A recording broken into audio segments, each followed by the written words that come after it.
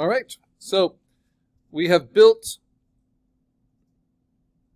just starting on a white base, we did shape painting and sketching and kind of filled in with 100% pixels, and then have now built with a custom brush and layered it up. It looks like that without the base under it. And we also put a gray background around it to help see the lights and darks a little bit better, because everything looks dark on just white. And we have our references. I might unlock my references now because I'm going to move on to the refined paint layer. And actually, I was going to shrink my references, but I don't need to do that. Instead, keep my references locked. What I'm going to do is unlock my base layer and select the custom brush layer and the base layer, and then move them together. Just move it down a little bit so I can see a little bit more clearly. And then if there's some reference that's not so helpful or is in the way, maybe at this point I turn it off a bit or I move it. So let's see, unlock the references so I can then move this one, or maybe move it over here. There we go. Bless you. Lock my references again. Lock now everything. The base layer and the custom brush layer. Now, before we do the refined paint, which is the next kind of section of digital painting, and the last thing we do, sorry, pulling it up, there we go. The refined paint layer, I'm going to make a duplicate of my custom brush layer, and I'm going to mess with it. This is when we kind of assess if it's matching our reference in the way we want it to, or if we want to make it more of a character or play with it, just depending on what finish we're going for. I want mine to be a more experimental, kind of informed by Rauschenberg's own work, kind of printmaking, mixed media surface. So though my custom brush layer gave me a very interesting paint surface, it's kind of an all-over paint surface, like pastel or crayon, rather than what his actual art looks like, which is a mix of collage and paint and all these other things, right? And I'd really like to get more of that into it. So that's what I'm going to go for with refined. So first, I'm going to take the custom brush layer and I'm going to duplicate, Command-J. And that just gives me an unlocked duplicate of it.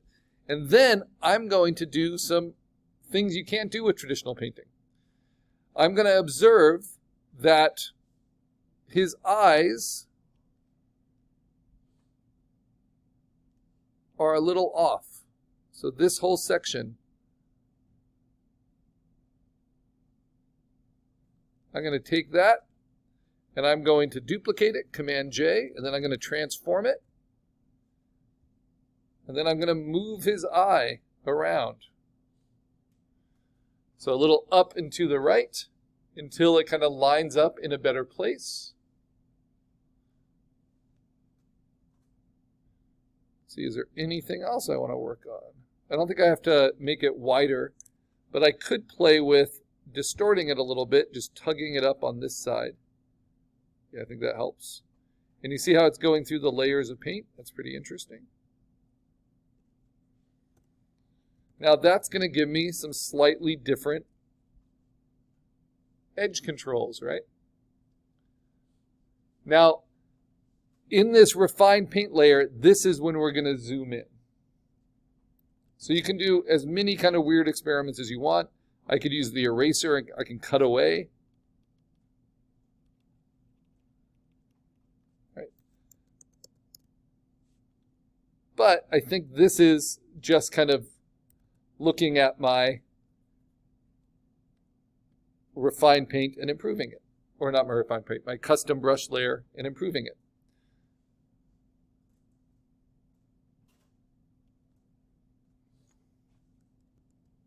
Now, I make a new layer. I'm going to lock all of these. So I move the eye around. And this new layer I'm going to call Refined Paint. And if I'm going for a less uniform surface, I don't want to keep using the same custom brush.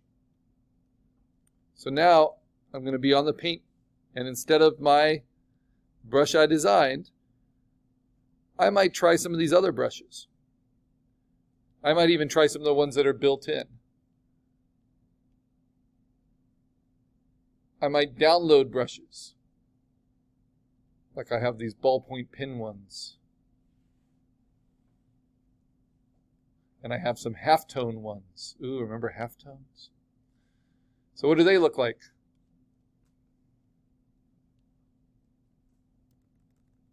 They're very printmaking-ish, right? You can kind of paint with them, like stenciled dots. So I have the ability to really mess with it. Now this is how the refined paint works. I will mark it orange. No, I'll mark it yellow like gold. Because this is really the king layer. This is all of your surface decisions. And I could decide, like his printmaking, that I want where there should be blues, or where I want there to be blues, like in his beard. I can just tone those down with these halftone dots. Kind of layer that over it. And this is at 100% opacity, but because it's a halftone dot, pressure sensitive brush, it's painting at 100% opacity, but it's layering over it, right? So all in between those dots, all the things come through. So on the refined paint layer, the two things I allow for myself is I allow myself to zoom in, which I haven't allowed before for myself, and I allow myself to use different brushes at lower and lower opacities. So maybe I start with this halftone because it relates to printmaking. It's kind of a fun way to work. And I just put a little bit in there because it's all about trying to get an interesting texture. But I notice I can't get dark enough no matter what I do. So I'm just going to put it where I know the darks are.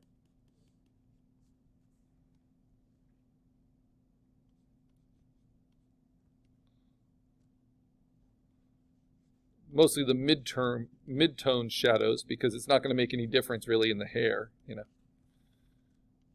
those kind of darks.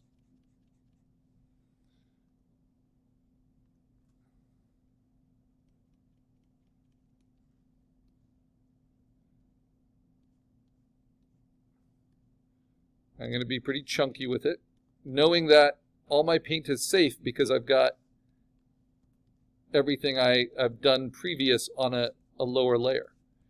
Then I might use it to lighten a little bit. These halftones. Or any kind of experimental brush. There are like splatter brushes. And you can make your own brushes. Or the highlights. So really I'm just giving depth to my painting. And this is actually something similar to what I do in traditional painting, where I'll use stencils and I'll kind of layer things on just to then scrub them back.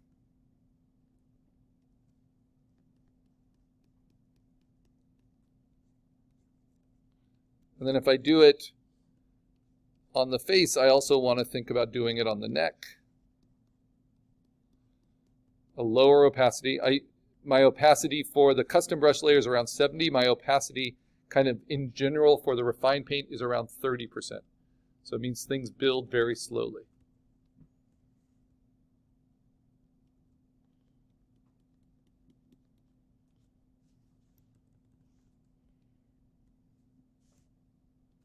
Some more blues.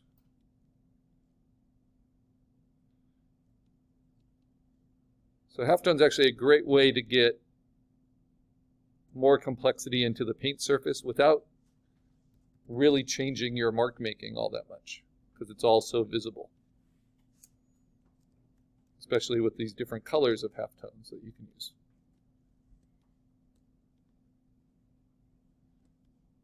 Now this is very different than color separation, right? This is just using halftone as an effect, not as a legitimate printing method.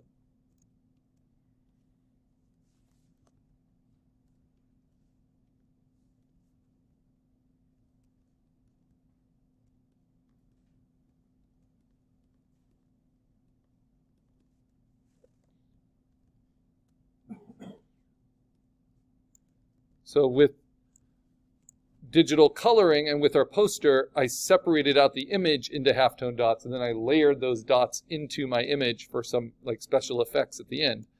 But digital painting, you want to create all the pixels yourself, right, for as long as you can, and that's what I'm doing here. So instead of generating and then outputting, I'm simply painting them in. Very hands-on digital painting.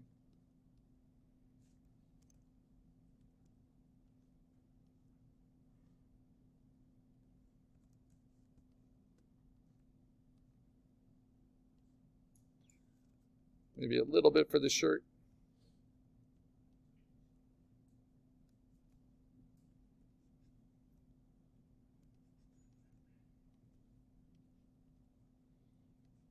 Now, everything can be overdone. Remember, that's why it's on its own layer. So I'm not trying to cover everything. So let's just see what those dots are doing on their own. This is what they're doing. So it's pretty subtle. That's the refined paint so far.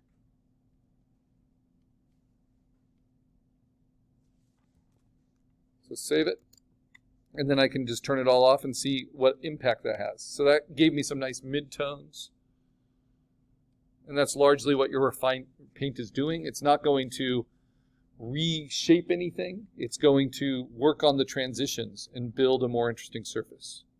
Okay, I have the image here, but the problem is, as I'm zooming in, the reason I didn't want to zoom in a lot before is I don't get a sense of what the whole painting looks like when I'm zoomed in. And that's actually a weakness of digital painting that traditional painting doesn't have, because it's very easy to just step away from a traditional painting and see it all, and then work on little details. So there is a tool for this. It is called the Navigator tool. So if I go to the window, options, and I find Navigator, and it looks like a little captain's wheel, right? It gives me this nice interface, which I'm going to keep open. And it allows me to zoom in and out, right, without using Command plus or minus. And it allows me to move around. But most importantly, the way I like it is because it shows me the whole image, like a small image of the whole image. And I know some painters, traditional painters, that keep a mirror next to their easel or their painting table so that they can look at their image reflected in a mirror just to see it at a distance. And this gives you kind of a similar advantage. The next thing I'm going to do is I'm going to do a different brush that's not as crazy as the halftone brush. I might use something like this. It's the smudgy ink pen.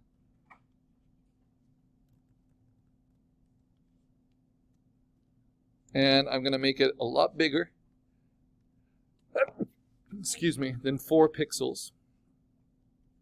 There we go. And this has its own brush settings already built into it, because this is a built-in one. So it uses something called scattering. So it gets a lot thicker very quickly. So I'm going to take that scatter down so it's a little bit tighter.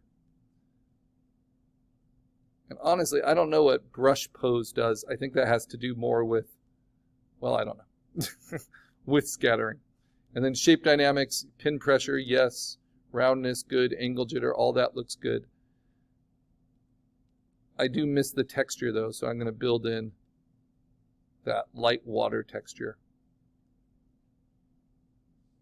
just slightly into it. All right. So now I have a different brush to work with. Fairly soft edge, but I'm going to use it smaller at about 30% opacity. Around 100 pixels per inch at its biggest size. And now this is going to be for my kind of fine tuning. So this is how I can kind of blend colors, mix colors, all on this refined paint layer, the same one with the halftone dots. Like if I think the halftone dots get a little bit too strong some places, I just use this at this lower opacity to scrub it out. I'm going to have the navigator turned on so I can move around easily without having to hold down the space bar. I'm just using Option to steal colors. I'm just looking